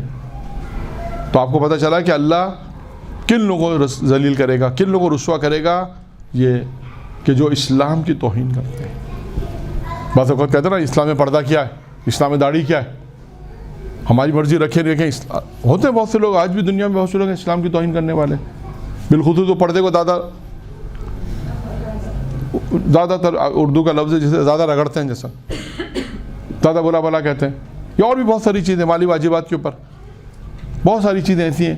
نماز کیوں پڑھیں, نماز کو بھی کہتے ہیں کیوں پڑھیں, نہیں پڑھنا چاہتا, ہماری کیا ضرورت ہے اللہ کو نماز رکھنے کی, نہیں رکھتا اللہ نماز. تو خیر یہ ساری بہت ساری چیزیں ایسی ہیں کہ جو ہم تو سنتے ہیں بہت ساری چیزیں, یعنی اس میں اگر اسلام کی توہین ہے تو اللہ اسے ذلیل کرے گا. اور جس نے حضرت محمد اور ان کے آل حضرت اہل بیت علیہ السلام کی اگر توہین کر رہا ہے کوئی تو اللہ اسے بھی ذلیل کرے گا. اور اگر جس نے مخلوق پہ ظلم, کسی نے مخلوق پہ اللہ کی مخلوق ظلم کیا, آپ نے اس کی اگر مدد کی تو اللہ اسے بھی ذلیل کرے گا. کتنے دروازے ہو گئے؟ 4. کتنے رہ گئے؟ 3 رہ گئے. جہنم کے 5ویں دروازے پہ لکھا ہے خواہشات نفسانی کی پیروی نہ کرو کیونکہ خواہشات نفسانی کی پیروی ایمان کی مخالف ہے. دونوں الگ الگ چیزیں, ایک طرف ایمان ہے, ایک طرف خواہشات نفسانی ہے. اگر آپ نے خواہشات نفسانی کی پیروی کی تو اس کا مطلب ہے آپ نے ایمان کی مخالفت کی. پیغمبر فرماتے ہیں خواہشات نفسانی کی پیروی نہ کرو کیونکہ یہ ایمان کے مخالف ہے. بے فائدہ گفتگو نہ کرو. اب دیکھیے کتنا اہم نقطہ آ رہا ہے, بے فائدہ گفتگو نہ کرو. کیوں؟ ورنہ اپنے رب کی نگاہ میں گر جاؤ گے. یعنی آپ دیکھیں کہ کتنی بے فائدہ گفتگو ہم لوگ کرتے ہیں. کبھی کوشش کریں, مشکل کام ہوگا کہ کسی سے, میں نے یہاں پر تھوڑا سا روک کے میں کہوں کہ گفتگو کی بات آئی تو میں بیان کر رہا ہوں شاید میں نے پہلے بھی بیان کیا تھا، اور زندگی گزارنے کے بہت سارے اصول خود انسان اپنے تجربے سے بنا لیتا ہے نا. میں آپ کو 2 چیزیں بیان کرتا ہوں، جو شاید پہلے بیان کی تھی، دوبارہ بیان کرتا ہوں. 2 کام کر کے دیکھیے گا، تجربہ کر کے دیکھیے گا کہ زندگی اگر بہتر بنانی ہے، جھگڑے نہ ہو، فساد نہ ہو، تو 2 کام کریں. ایک، اللہ اور اہل بیت کے علاوہ کسی سے توقع نہ رکھیں، نمبر 1. اور دوسرا ہے کہ کسی دوسرے کے معاملات میں گفتگو نہ کریں، ٹانگ نہ اڑائیں، جو بہت مشکل کام ہے. ایک اور آپ کو میں بات بتاؤں جو ہم تک پہنچتی ہے، مختلف باتیں ہوتی ہیں. میاں بیوی کے اکثر جھگڑے معلوم ہے کس بات پر ہوتے ہیں؟ دوسروں کے چکر میں. اس نے ایسا اس کو کیوں کہا؟ اچھا بیوی فیور کر رہی ہے، شوہر فیور نہیں کر رہا، میاں بیوی کا جھگڑا ہو گیا. بات ان کی کچھ بھی نہیں تھی، دوسروں کی باتوں میں. پھر دوسروں کے معاملات میں نہ بولیں، یہ بھی ایک بہت مہم ہے. اب آپ کے یہاں کا سوال آئے گا، میں خواتین میں ایک جگہ درس دیا تھا، علاقہ نہیں بتا رہا، وہاں بھی یہ 2 باتیں میں نے بیان کی تھی. تو درس سے تو کسی نے کوئی سوال نہیں پوچھا جو مجھے یاد ہے اچھی طرح. کیا نہیں مولانا آپ نے کہا کہ دوسروں کے معاملات میں اس سے مراد کیا آپ کی؟ ابھی آپ کو خود سوچنا پڑے گا. میں موارد نہیں بیان کروں گا، بہت موارد بہت ہے میرے پاس، ایسے نہیں کہ نہیں ہے موارد. یہ آپ کو خود سوچنا ہے کہ ہمیں کہاں بولنا چاہیے، کہاں نہیں بولنا چاہیے. موارد بہت سارے ہیں. خود اپنے گھر کے اندر اگر آپ موارد ڈھونڈیں گے آپ کو وہاں بھی مل جائیں گے. اور میں گھر کی بات بتا رہا ہوں، خاندان، گھر، سماج، محلہ، علاقہ، جہاں انسان کی زندگی ہے. خود انسان اپنے گھر کے اندر اگر دیکھے، اپنی بات ہے کافی ہے. بہت سے ایسے معاملات ہیں، ساتھ جوائنٹ فیملی میں رہتے ہیں، آپ نے کہا میرا تعلق نہیں، گناہ نہیں ہو، بحث یہ کہ پھر بہت زیادہ ادھر ادھر بات ہو جائے گی. آپ کو پتا کہ یہ میرا موضوع نہیں ہے، ختم بات، میں نہیں کر رہا، میرا موضوع ہی نہیں ہے. میں کیوں مطلب کوئی گفتگو کر رہا، ٹھیک ہے. اسلام میں صلح کروانے کی وہ الگ چیز ہے، صلح الگ چیز ہے، صلح کی بات نہیں ہو رہی یہاں مثال ہے کہ بہت سے معاملات. اب میں مثالیں کیا دوں؟ مثالیں میرے پاس بہت ساری، میں نے کہا نا مثالیں بہت ساری ہیں. اب میں آپ کو چلے مثال دے دیتا ہوں. ایک دوسروں کے معاملات سے مراد دیکھیں، اس میں بھی البتہ ممکن آپ کے اعتراضات ہوں گے. بہت سی چیزیں ایسی ہوتی ہیں کہ مطلب ساس اور بہو بڑے مسائل ہیں، یا رہنے والی نند اور بھابھی بڑے مسائل ہیں. اب بیٹا ہے ایک ہی، مطلب وہ دونوں کی طرف پریشان ہے. کیا ہوتا ہے اس میں کہ بہت سی چیزیں ایسی ہیں کہ جو ساس کو نہیں کرنی چاہیے اپنی بہو سے متعلق، ضرورت نہیں، موضوع نہیں ہے اس کا، لیکن وہ بولتی ہے. اسی طرح بہو بھی بہت سی باتوں میں نہیں ہے. مثال کے طور پر نند ہے، بہت سی باتیں میں نہیں کرنی چاہیے بھابھی سے، اس کا کوئی تعلق نہیں ہے. بہت سی باتیں ایسی جو انہیں نہیں کرنی چاہیے وہ کرتے ہیں، جس سے فساد ہوتا ہے. یہ ایک اور بات مثال، یا ایک بہن کی شادی ہو گئی، میں اور کھول کے آپ کو بولوں جو مسائل ہیں. ایک کی شادی ہو گئی، بڑی بہن اچھی رہتی ہے سر آنکھوں پر، اب وہ گھر کے معاملات میں دخل اندازی کرتی ہے، بھابھی کو برا لگتا ہے، نہیں بولنا چاہیے اسے. بھائی ان کی شادی ہو گئی سر آنکھوں پر، ختم ہو گیا. اب کیونکہ یہاں شادی ہو گئی، بھابھی آ گئی، بھائی وہ کہتے ہیں ہماری حکومت ہے، مثال کے طور پہ حکومت سب کو چاہیے ہوتی ہے. اب وہ آ کے اگر کوئی کہے کہ یہ ایسا کرو، تو اماں کہتے نہیں ان کی بات مانو، وہ کہتے پھر ہم کس کا بات کہیں. اس میں جھگڑے ہوتے ہیں، فساد ہوتا ہے اس میں. تو اس کی وجہ کیا ہے کہ ہر آدمی کو یہ پتہ ہونا چاہیے مجھے کتنا بولنا اور کہاں بولنا. یہ بہت مہم ہے. اس سے ماں کا کردار بھی بہت اہم ہوتا ہے، یہ بھی میں آپ کو بتا دوں. ماں کا کردار بہت اہم ہے. اگر ماں انصاف سے کام لے تو نہیں ہوگا، یہ بھی میں آپ کو بتا دوں. ماں کبھی کبھی اگر نا انصافی کرے تو یہ بہت مشکل ہوتا ہے. پھر فسادات یہیں سے شروع ہوتے ہیں. فسادات یہیں سے شروع ہوتے ہیں. ایک دوسرے کے خدا نہ خواستہ کینہ، حسد، سب یہیں سے شروع ہوتا ہے. وہ کیوں ہمارے معاملات میں بول رہی ہیں، ہم کیوں ان کے معاملات میں نہیں بول سکتے. وہ جو مرضی آئے ہمارے گھر آ کے بیٹھ جائیں، مثال آئیں سر آنکھوں پر آئیں بیٹھیں. آپ اس کو ایک اور مثال دے دوں، 5 منٹ ہے، ایک اور مثال دے دیتا ہوں تاکہ بات کمپلیٹ بھی ہو جائے. اور ایک مثال دے دیتا ہوں، ایسا ہوتا ہے. مثال کے طور پہ ایک لڑکی کی شادی ہو گئی، ٹھیک ہے. اس کی شادی ایسے گھرانے میں ہوئی کہ جہاں اسے صبح 7 بجے اٹھنا پڑتا ہے. بچے کو اسکول بھیجنا ہے، مثلاً بچے کو اسکول بھیجنا ہے، پھر ساس سسر کو خدمت کرنی چاہیے. 10 بجے جا کے اس کی باری آتی ہے کہ تھوڑا آرام ملے، مثلاً 3-4 گھنٹے میں 2-3 گھنٹے میں یہ کام وہ کام، پھر اپنی باری آتی ہے 10 بجے ناشتہ کرنے کی. مثال شوہر کو دینا ہے، جانا ہے، مشکلات میں 7 بجے اٹھنا، کبھی 6:30 بجے اٹھنا پڑ جاتا ہے. بچے اگر جلدی اسکول جاتے ہیں تو وہ اپنی جب ماں کے گھر آتی ہے تو دیکھتی ہے کہ بہو تو 10 بجے تک، بھابھی تو 10 بجے تک سو رہی ہے آرام سے. تو وہ یہاں پہ کیا کہتی ہے اپنی ماں کو، بڑی بھابھی کو تم نے ڈھیل دے رکھی ہے اماں. یہ فساد ہے، یہ جملہ فساد ہے. یہ معاملات میں نہیں بولنا، کیونکہ کیوں؟ اس کے شوہر کی ڈیوٹی ہے 11 بجے جانا، اس کے بیٹے کی جاب 11 بجے کی، 10 بجے کی، وہ 9 بجے اٹھے 10 بجے، اس سے کیا مطلب ہے اس کا؟ اب جب ماں کا دیکھا دل جلتا ہے، میری بہو تو عیاشی کر رہی ہے، بیٹی جو تکلیف میں ہے، پھر وہ بہو کو بولتی ہے، بیٹے کو بولتی ہے، بیٹا بہو کو بولتا ہے، یہ بولتا ہے، فساد یہیں سے شروع۔ بس یہ غلط ہے، سارا نظام یہاں سے خراب ہے۔ ہر آدمی کو اپنی لمیٹیشن معلوم ہونی چاہیے، مجھے کیا بولنا ہے، کب بولنا ہے، کہاں بولنا ہے، کہاں میری ضرورت نہیں ہے۔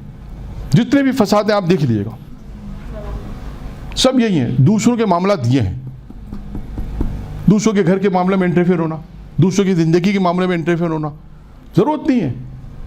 یہ نا گفتگو کم کرو، کتنی جگہ پر آئے گفتگو کم کرو، ہر جگہ آیا اخلاق اچھا رکھو، گفتگو کم رہو، ساکت رہو۔ کیوں آیا ساکت رہنے پہ؟ ہر جگہ آپ کو یہ ملے گا، ساکت کا مطلب کیا ہے؟ سکوت، میرا موضوع نہیں ہے، ٹھیک ہے، ان کا آپس کا موضوع خود ہی کریں گے فیصلہ، جب ہمارے پاس آئیں فیصلہ نہیں، فیصلہ اپنی رائے دے دیں، بولا ٹھیک۔ آپ دیکھیے گا یہ بہت جتنی بھی مسائل ہم تک پہنچے ہیں، دیکھتے بھی بہت سے، وہاں یہی ہے، دوسروں کے معاملات میں ٹانگ اڑانا، دوسروں کے معاملات میں بولنا، دوسروں کے زندگی میں مداخلت کرنا، یہ سب فساد کی جڑ ہے۔ انسان کو یہ پتا ہو کہ مجھے کہاں بولنا ہے، کیا بولنا ہے، کب بولنا ہے، بس۔ دوسروں کے معاملات میں، حتیٰ اپنے گھر کے معاملات میں، حتیٰ بعض اوقات میاں بیوی، بعض اوقات مثال کے طور پہ اب شوہر سوشل ورک ہے، بیوی پوچھتے کس کا فون آیا، اس کا تعلق نہیں پوچھنے کا کس کا فون آیا، جانتی نہیں ہے، اچھا آپ نے اس کو کیا دیا، اس کا تعلق ہی نہیں پوچھنے کا اس کو کیا دیا، یہیں سے فساد شروع ہوتا ہے۔ ضرورت نہیں ہے، خدا نہ خاصا ایسا نہیں کہ لڑکیوں سے بات کرے تو الگ مسئلہ ہے، وہ الگ پوچھے گی، وہ نہیں، میں بات کر رہا ہوں ہوتا کیا ہے، وہ آدمی کب تک جواب دے گا، پھر الٹے سیدھے نام بولتے اچھا فلاں آدمی آتا، ہو سکتا ہے آئے کوئی اور، کچھ اور بولتے ہیں، کب تک میں جواب دیتا رہوں۔ تو بہت ساری چیزیں ایسی ہوتی ہیں کہ اب خدا نہ خاصا کہتا نہیں بیوی کا کام ہے شوہر کو کنٹرول رکھنا، یہ بھی ایک بڑا مسئلہ چل رہا ہے آج کل، یہ بھی بڑے مسائل ہیں۔ بات یہ بھی معاشرے کے اندر اس طرح رہنا ہے کہ مل جل کر محبت کے ساتھ رہنا ہے، اور اس طرح زندگی بسر کرنی کہ فساد نہ ہو، جھگڑا، اور جھگڑے کی سب سے بنیادی جو آپ لکھ لیں میری بات، بنیادی چیز ہے غصہ۔ اس سے میں ایسے کام شیطان کرا دیتا ہے کہ ساری زندگی پشیمان آدمی رہتا ہے، ساری زندگی، چاہے آپ جتنا سوری بول دیں، وہ سوری کوئی فائدہ نہیں دیتی، اس وقت معذرت ہو جاتی ہے، فرض کریں معذرت ہو گئی، لیکن ساری زندگی وہ لفظ جو بولے گئے ہیں، زبان سے ادا ہوئے ہیں، ساری زندگی تیر کی طرح دلوں پہ جا کے لگ جاتے ہیں، چاہے وہ سگے بھائی بہن ہوں، چاہے میاں بیوی ہوں، خدا نہ خاصا ماں باپ ہوں، یہ تمام چیزیں نقصان، سب سے بڑا نقصان جو چیز ہے وہ غصہ ہے۔ غصہ آئے گا 100% جگہ غلط، اور پھر کبھی مس انڈرسٹینڈنگ، کبھی کسی نے کسی کی پوری بات نہیں سنی، فوراً بولنا شروع ہوتے ہیں، باپ پوری بات تو میری سن لیں، پتہ چلا وہ ان کے فیور میں بولنا چاہ رہے تھے، آپ نے کہا اچھا میں بات نہیں کر، یہ بھی ہوتا ہے مس انڈرسٹینڈنگ، ابھی بات ہونی شروع نہیں ہونا، جو سنانا شروع کر دیا، اس نے کہا بھائی اب میری بات تو پہلا سن لیں، تو یہ بھی ہوتا ہے کہ انسان کا غصہ، یہ ساری چیزیں یہی ہے، سکوت یہی ہے، یا آپ کہیں گے اس کے موارد کیا ہیں، سکوت کے موارد یہی ہیں، ساکت، کہ انسان اپنی زندگی میں جتنی ضرورت ہے اتنا بولے۔ آپ دیکھیے گا پریکٹیکلی طور پہ بہت سی جگہوں پہ یہ چیز سکون ہے، زیادہ پنچات، جیسے ہم اردو میں پنچات بولتے ہیں، کیا بولتے ہیں ایک، اور اس کے علاوہ زیادہ پنچات کا لفظ استعمال ہوتا ہے میرا خیال ہے، اور کوئی لفظ استعمال ہوتا ہے تو پتہ نہیں، زیادہ پوچھ گچھ کرنا، زیادہ کسی کے معاملے میں، یہ سب چیزیں انسان کی زندگی میں پھر دوسروں کی پرائیویسی پتہ چلتی ہے، یہ بھی ایک مشکل ہوتا ہے۔ کچھ چیزیں لوگ چھپانا چاہتے ہیں، پتہ چلا انہوں نے ان کی بیوی کو بتایا، انہوں نے آ کے گھر میں سب کو بتا دیا، اصل بات خراب ہو گئی ساری۔ اللہ دوسروں کے رازوں کو چھپانا چاہتا ہے، یہ بھی ہے۔ تو خیر آپ کہیں کہ مولانا ایک جملے سے بات کافی لمبی تقریر ہو گئی، خیر بات کہاں پہ پہنچی تھی؟ چھٹے دروازے پہ کہاں پہنچے تھے؟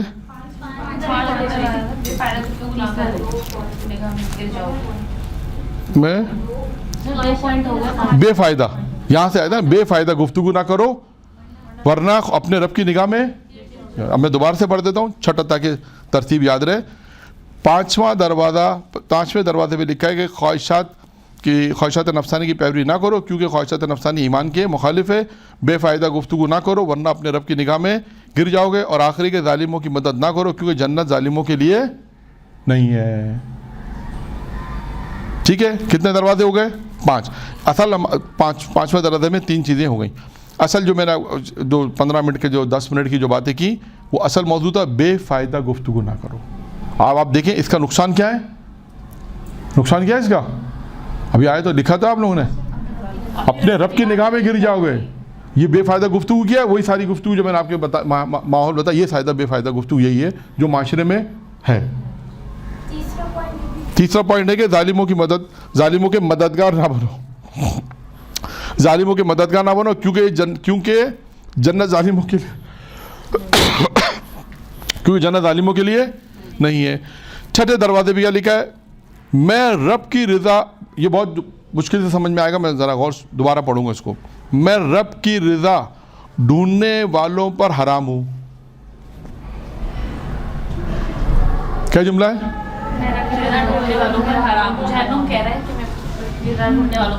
کیا مطلب ہے اس کا؟ ایک ایک آپ ایک ایک کر کے سب، ایک منٹ، نہیں کون بتائے گا؟ کی رضا میں راضی ہے، اس کے لیے نہیں۔ ہاں، یہ میں رب کی رضا ڈھونڈنے والے پر حرام، اس کا کیا مطلب ہے؟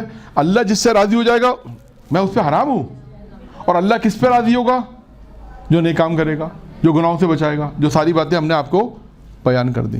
چھوٹی چھوٹی باتیں زندگی میں، یہ چھوٹی چھوٹی باتیں جو میں نے بیان کی سب چھوٹی، دیکھیں انسانی زندگی کتنی سکون میں آ جائے گی۔ تو آئیے، میں رب کی رضا پر، یا چھٹے دروازے پہ کیا لکھا ہے؟ میں رب کی رضا کو ڈھونڈنے والے پر حرام ہوں۔ کیا مطلب ہے؟ کہ جو شخص اللہ جس پر راضی ہے اس پر میں حرام ہوں، یعنی وہ جہنم میں نہیں آئے گا۔ اللہ کس پہ راضی ہوگا؟ جو نہیں کام کرے گا، براؤں سے اپنا، اللہ اس پہ راضی ہوگا۔ میں صدقہ دینے والے پہ حرام ہوں، وہی مالی بات، جو مالی واجبات ادا کر رہا، صدقہ دے رہا ہے، نیک کام کر رہا ہے، میں اس پر، یعنی جو صدقہ دے گا وہ جہنم میں نہیں جائے گا۔ میں روزہ دار پر حرام ہوں، جو روزہ رکھے گا وہ جہنم میں۔ آخری دروازہ، جہنم کا 7واں اور آخری دروازہ، اس پہ بھی 3 باتیں لکھی۔ کیا لکھا؟ پہلا جملہ، محاسبہ نفس، محاسبہ ہونے سے پہلے خود اپنا محاسبہ کر لو، یعنی کہتے ہیں نا، اس سے پہلے کہ تمہارا محاسبہ ہو اپنا محاسبہ خود کر لو۔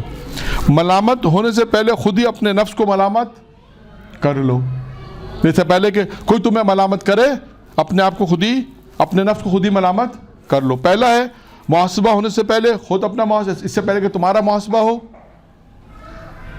اپنا محاسبہ کر لو۔ ملامت ہونے سے پہلے خود ہی اپنے نفس کی ملامت کر لو۔ اور آخری میں ہے کہ خدا کے حضور پیش ہونے سے پہلے اسے پکار لو، خدا کے حضور پیش ہونے سے پہلے اسے پکار لو، اپنے رب کو یاد رکھو۔ وآخر دعوانا الحمدللہ رب العالمین۔